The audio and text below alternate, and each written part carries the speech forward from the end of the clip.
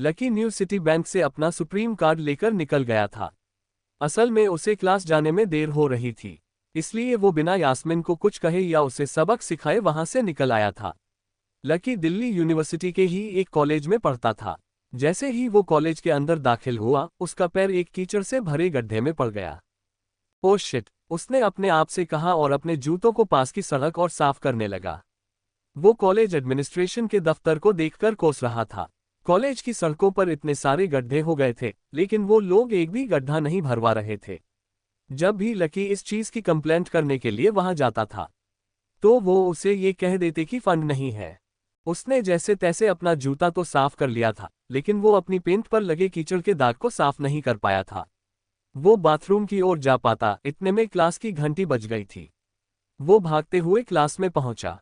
उसने दरवाजे के बाहर से ही देखा कि प्रोफेसर कमलनाथ मिश्रा पोडियम पर आ गए थे और उन्होंने आज के लेक्चर की शुरुआत कर दी थी। जैसे ही उनकी नज़र बाहर खड़े लकी पर पड़ी, तो उनकी आंखें निराशा से भर आई। इधर लकी का सिर भी शर्म से झुक गया था और उसे अंदर ही अंदर बुरा लग रहा था। कॉलेज में जितने भी प्रोफेसर थे, उनमें से कमलनाथ जी को लकी सबसे ज्यादा पसंद करता था। बाकी प्रोफेसर ये बात जानते थे कि लकी पढ़ाई के साथ साथ जॉब भी करता था, इसलिए उसका पढ़ाई में ध्यान नहीं था, इसलिए वो भी लकी के ऊपर ज्यादा ध्यान नहीं देते थे। कुछ लोग तो पूरी क्लास के सामने उसका मजाक भी उड़ाते थे, लेकिन सिर्फ कमलनाथ जी ही ऐसे प्रोफेसर थे जो उसके साथ बराबरी का व्यवहार करते थे। लकी बिना कुछ कहे वैसे ही अपना सिर नीचे झुकाए क्लास में दाखिल हो गया था। जैसे ही उसके पैर क्लास में पड़े, सभी लोग उसी की ओर देखने लगे। अबे, ये फटीचर कब से लेट आने लगा? सूरज पश्चिम से उग सकता है, लेकिन ये कभी लेट नहीं हो सकता। आज क्या हो गया इसे? एक लड़के ने लकी को चिढ़ाते हुए कहा।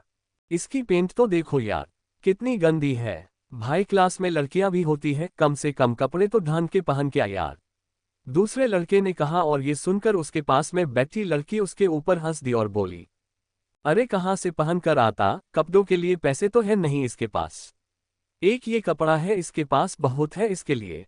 क्लास में बैठे सभी लोगों ने लकी के ऊपर फप्तियां कसनी शुरू कर दी थी। हर कोई उसके बारे में कुछ ना कुछ कहे जा रहा था।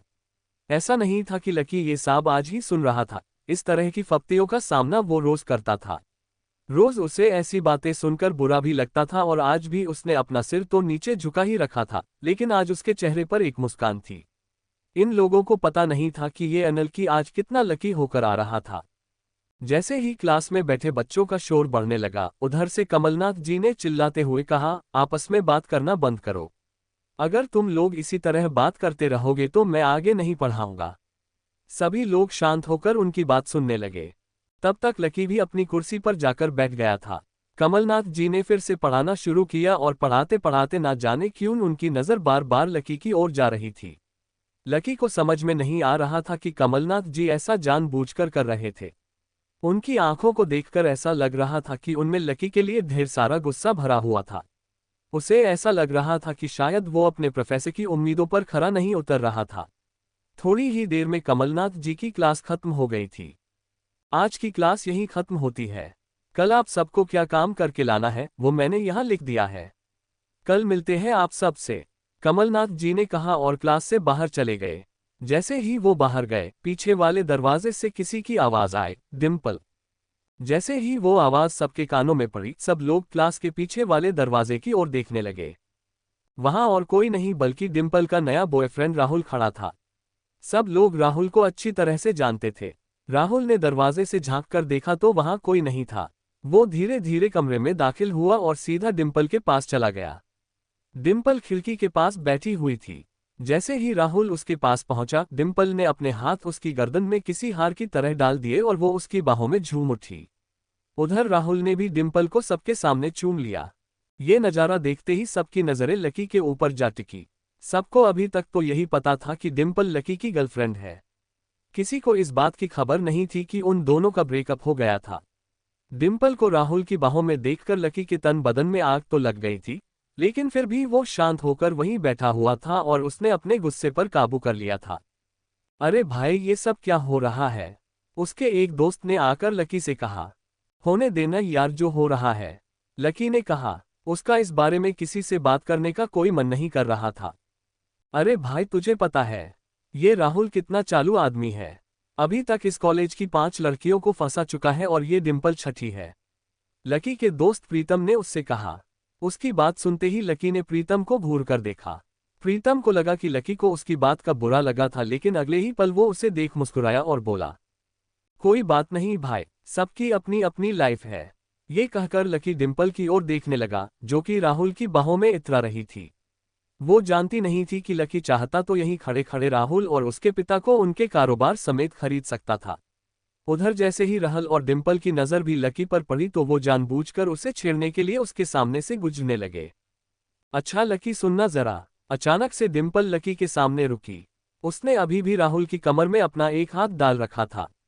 फिर उसने अपने दूसरे हाथ से अपना मोबाइल निकाला और उसका कवर खोलकर लकी के मुंह पर फेंक दिया और बोली, अब क्योंकि मैं तुम्हारे साथ नहीं हूं, इसलिए मुझे तुम्हारे इस कवर की भी जरूरत नहीं है, इसे तुम अपने पास रख सकते हो। लकी ने उससे कुछ नहीं कहा और नीचे गिरा वो कवर अपनी टेबल पर रख लिया। बेबी, इसने तुम्हें कवर गिफ्ट किया। कवर कौन गिफ्ट में देता है भाई? राहुल ने उसके सामने ही डिम्पल से कहा। राहुल लकी को नीचा दिखाने का एक भी मौका अपने हाथ से जाने नहीं देना चाहता था। लकी अंदर ही अंदर मुस्कुरा रहा था।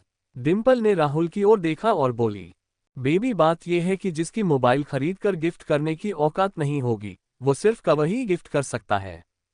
कोई बात नहीं बेबी, मैं आज ही तुम्हें एक नया फोन दिलाता हूँ। आ जाओ, चलते हैं कनॉट प्लेस और वहां से लाते हैं बेबी के लिए एक नया फोन, राहुल ने कहा। लकी का मन तो यही कर रहा था कि वो जोर से राहुल के ऊपर हंसे, लेकिन उसने अपनी हंसी को रोक लिया था। ने कहा, राहुल के बारे में बुराई नहीं, बल्कि लकी के बारे में अच्छी बात सुन लेने की वजह से डिम्पल का मन खराब हो गया था। जब डिम्पल लकी के साथ थी तो उसकी साक्षी से भी अच्छी दोस्ती थी। साक्षी एक बहुत ही सुलझी हुई लड़की थी। जब भी डिम्पल और लकी के बीच में किसी बात को लेकर झगड़ा होता था तो डिम्पल उसे सुलझाने के लिए अक्सर साक्षी की ही मदद लेती थी।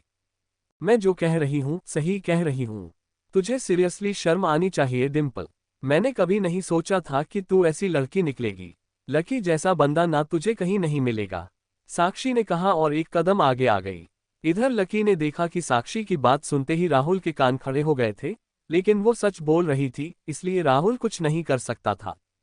साक्षी लकी के पास आकर खड़ी हुई और बोली, तू इतना जल्दी कैसे भूल गई कि लकी तेरे लिए हर टफ टाइम में खड़ा रहता था? जब भी तू बीमार होती थी और तेरी खड़े होने की भी हालत नहीं होती थी तो बेचारा तेरे लिए खाना बनाता था, तेरे कपड़े धोता था और तेरे लिए दवाई तक लेकर आता था। तुझे याद नहीं है जब हम सब हिमाचल घूमने के लिए गए थे और तेरे पैर में मोच आ गई थी तो ये बेचारा अपनी नौकरी छोड़कर भागा भागा रात में हमारे पास आ गया था। इतना प्यार किया इसने तुझसे और तू इसे छोड़कर जा रही है, साक्षी ने कहा। Apain lai saksi ki muma shayatana saba suna lena ki badalaki nia pani gardana nis jakalithi। उसे डिम्पल के साथ बिताए वो सारे लम्हे याद आ रहे थे। वो डिम्पल के ऊपर जान छिड़कता था। उसका बस चलता तो वो डिम्पल को अपनी हथेलियों पर लेकर घूमता। भले ही उस वक्त उसके पास पैसा नहीं था, लेकिन वो फिर भी डिम्पल की छोटी से छोटी डिमांड को पूरा करने के लिए अपनी जान लगा देता था। जो कवर डिम्पल ने उसके मुंह पर फेंका था, उस कवर को खरीदने के लिए लकी ने 3 दिन तक ओवरटाइम किया था। लकी को जैसे ही ये सब याद आया, उसकी पलकों की कोराएं भीग गई थी।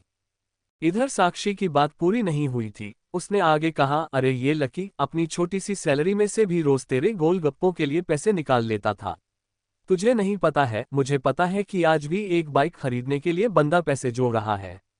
रोज दाल और रोटी खा रहा है, सिर्फ इसलिए ताकि तुझे बाइक पर घुमा सके और तू ऐसे आदमी को नीचा दिखाने की कोशिश कर रही है। ये सब सुनकर डिम्पल का चेहरा बुझ गया था। उसे भी साक्षी की कही सब बातें उसके दिल पर लग तो रही थी, लेकिन इस वक्त वो राहुल के साथ थी। उसका हाथ राहुल की कमर में था और वो चाहकर भी राहुल के खिलाफ ना तो कुछ बोल सकती थी और ना ही कुछ सुन सकती थी। इसलिए उसने अपने बचाव में कहा, हाँ तो ये तो इसका प्रॉब्लम है ना। मैंने इससे पहले ही कहा था कि ये मेरा प्यार अफोर्ड नहीं कर पाएगा, तो फिर ये मेरे साथ इतना आगे बढ़ा। आज अगर मैं चीज सैंडविच खा सकती हूँ तो फिर मैं बिना घी की रोटी क्यों खाऊं। लकी उसकी सब बात सुन रहा था और इससे पहले कि वो उसे कुछ जवाब देता, अचानक ही उसका फोन बज उठा। उसने मोबाइल निकालकर देखा तो पाया कि किसी अनजान नंबर से फोन आ रहा था। लकी बीच में ही फोन उठाने के लिए निकल गया। देखा कितनी बदतमीजी से उठकर चला गया। चलो हबी, डिम्पल ने राहुल के हाथ को कसकर पकड़ा और निकल गई। इधर फोन पर लकी कुछ बोलता कि उससे पहले ही